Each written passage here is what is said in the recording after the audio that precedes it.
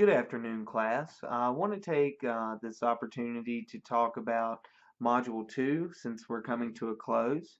Uh, Keep in mind that your assignments will be coming due here shortly in the next couple days.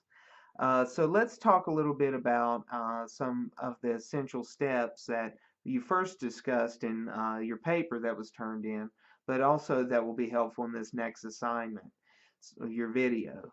So first, understanding the use of self. And I know that you've already written to the point of ad nauseum in regard to understanding yourself and reflection and how we do that now with our clients. But I just want to touch base on the importance of, in the use of self, you still need to set aside your feelings, your concerns, your beliefs, and especially your biases. You really should focus on the client in the helping role and understand that your role is accepting and understanding the client. It doesn't always mean agreeing with the client, but we need to do that, but we need to be sure that we're accepting and understanding by acknowledging that our clients have different backgrounds, different lives, and different beliefs that we do. So, again, cultural competency and other aspects in the client's personal life and experiences come into play in your use of self with the client. The helping relationship is critically important, and study after study shows that a lot of the effectiveness from the client practitioner perspective is based on that relationship. So we need to ensure that it's a positive working relationship um, and that we identify the relationship with our clients as professional and understanding that a strong partnership involves the client's feelings of feeling comfortable and safe. So make sure that your client feels that they can discuss their most intimate components of their life and what's going on. If the client doesn't feel like they can be truthful, or if they don't feel like they're safe, then how is your job really going to be effective? Um, we also need to talk about warmth. We need to be kind and accepting in a non judgmental way during the helping relationship. We have to understand that warmth can be perceived differently in culture. So, understanding again that cultural competency component when interacting with your client. Some of the best ways that we can express warmth in general would be showing interest, acceptance, and concern for the client, smiling or using facial expressions that fit with what the client is expressing, being interested, giving your full attention to the client, and using gestures that are perceived as open and inclusive. Again, body language is very important, right? So if we had closed arms, we'd be closed off maybe, or if the bottoms of our feet were exposed, that could be a cultural issue, but it's also placing a barrier. When I'm working with a client, first, I always like to make sure that my exit is not blocked by them. So I always advise my social work students to always allow for exit without crossing over the client. So if a client becomes in range, or if you feel like you're in a dangerous situation, you can exit without the client being in your way, okay? But also, uh, it's understanding that sometimes desks and other things can be a barrier. So if you can try to remove some of those barriers from you and the client, they may be feeling a little bit more warmth and connection with you. So keep that in mind. Empathy and sympathy are need to be distinguished. I noticed that there were some problems in regard to the paper with confusing both. When social workers utilize empathy, which we should utilize, basically we're understanding another person's emotions, feelings, and thoughts and behavior from that person's viewpoint. Okay, we can attune to another person's internal state and feel connected with the client that way. However, whenever you're being sympathetic, that involves the practitioner being affected by or feeling whatever the client's feeling, and we need to avoid that, for a lot of various different reasons. But it's not beneficial for the client for us to um, uh, overly feel what they're feeling. Understanding and comprehending what they're feeling is very appropriate, however. Okay? So, again, one of the essential tenets of what we do is respect for the client. And respect is an unconditional regard that's expressed through affirming and appreciating clients without condoning their harmful behavior. We always should look for the good in others and communicate regard for clients' thoughts, feelings, and abilities, acknowledging and highlighting their strengths. Strengths are essential in what we do, right? We know that every person, every system, every family, every community, every workplace, everybody has strengths.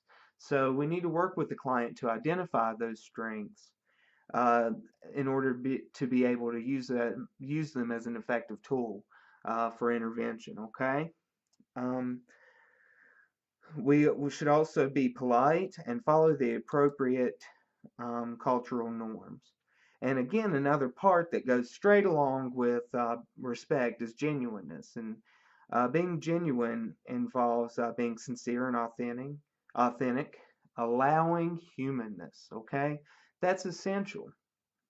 Clients should understand your unique uh, attributes as a practitioner and also as a human being. They should understand that you're more than your role as a social worker, but without crossing the boundary, of course. You should be honest, natural, and forthright. And if you make a mistake, admit your mistakes. Everybody makes mistakes. It's okay to be human. Okay, it's just moving past those and working towards the solution um, uh, and dealing with that mistake. We should attend the clients, which means that we're completely focused on the clients. There's no worse feeling than if you're opening up and expressing one of the most sad or most vulnerable states of your life, and you feel like the person that you're talking to, you're communicating with, isn't listening, especially if that person's responsible for helping you deal with your issue. So it's important to be completely focused on the client, and we can show this through body language like leaning forward, sitting with an open posture, and making eye contact. We should avoid distracting behaviors like fiddling with objects, drinking, or other nervous habits. I'm horrible with this and I always have to try to be mindful because I'm a mover.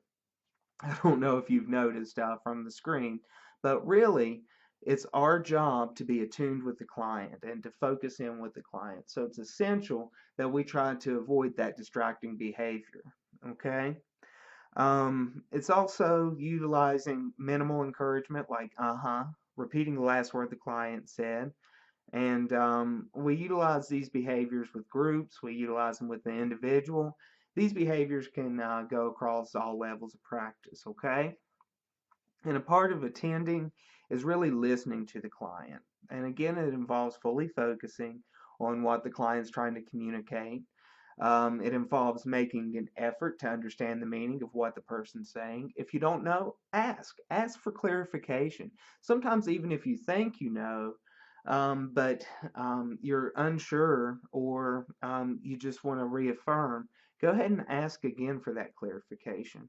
Repeat the last word, paraphrase, being close to what they initially stated. All of this is very important. Okay? You need to build a sense of safety and trust with your client. Okay? So, in listening, and as I've talked a little, it involves reflecting. So, it's restating what the client says, either in exact or near words. It's using words such as what I hear you saying.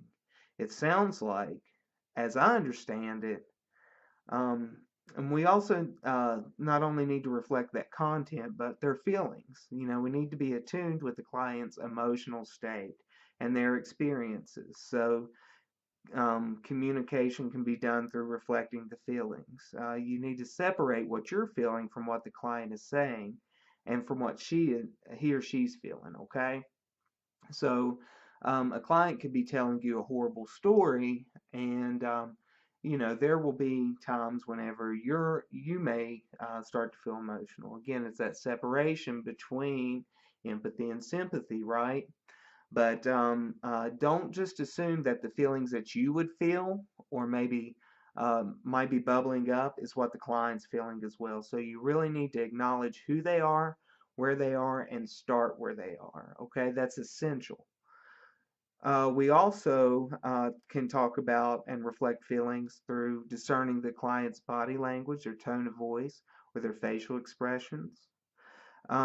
We need to make sure that their facial expressions and their tone of voice are congruent in what they're saying.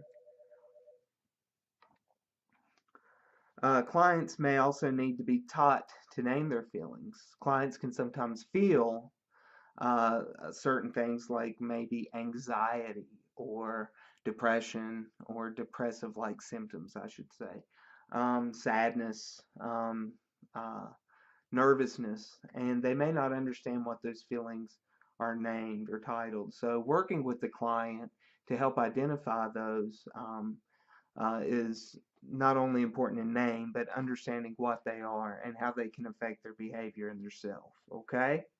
So, it's important to discern also thoughts from feelings. So, sometimes a client can say, I feel like a loser. Okay, well, that's not a feeling, that's a thought. Uh, so, what is the client feeling that may attribute to their feelings of a lower self worth? Okay, so helping them make that difference and establishing some congruency is also important in that relationship. Allowing silence. Now, that's one of my favorite tools, okay? So when we allow silence, we can encourage the client to explore further, to process maybe what they're feeling or thinking. Um, it may give them some quiet time to think, and it should be used purposefully. Don't just throw in silence because it seems like it's something you want to toss out of a hat.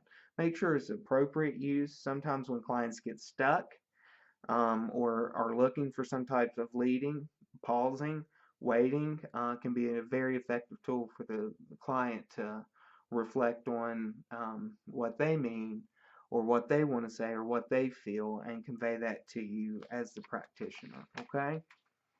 I want to touch on some common mistakes that can be made during the helping process.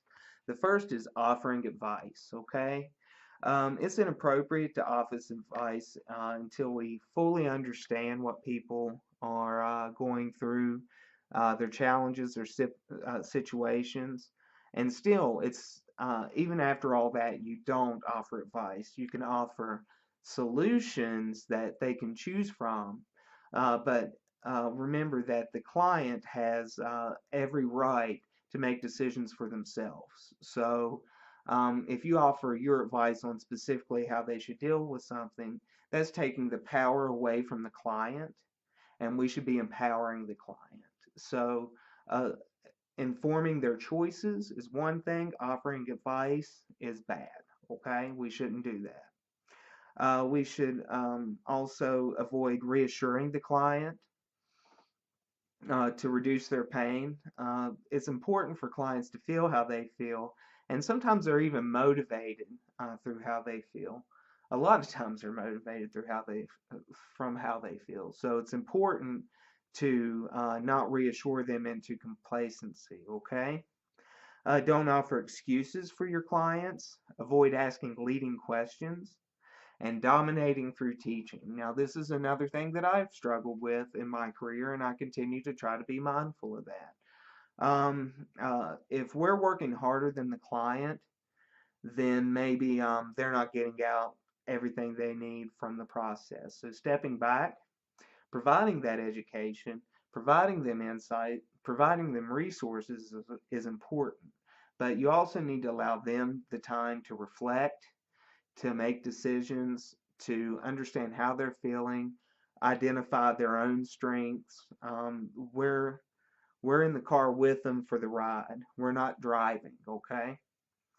Um, we need to avoid labeling or interrogating. Again, it's instilling that sense of trust, warmth and genuineness and compassion and respect. Remember, the dignity and worth of an individual is essential in our practice. So we need to make sure that when we're engaged in the helping process, that we do so respectfully, understanding their culture, how they feel, reflecting with them, and allowing them to self-direct their own treatment. Okay.